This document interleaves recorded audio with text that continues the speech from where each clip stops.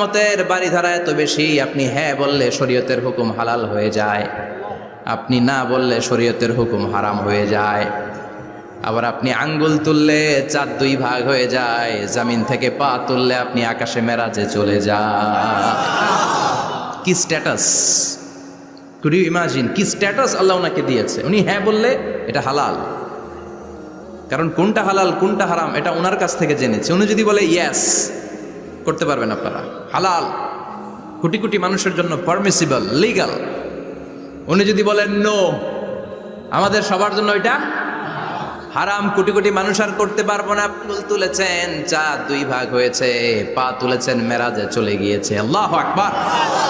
তার মানে এমন নবী যে নবীর হা এবং না এগুলো শরীয়তের দলিল, ঠিক কিনা? এ নবী এমন নবী, এ নবীরে বাদ দিলে কোরআন বোঝা যায় না, এ নবীরে বাদ দিলে হাদিস বোঝা যায় না, এ নবীরে বাদ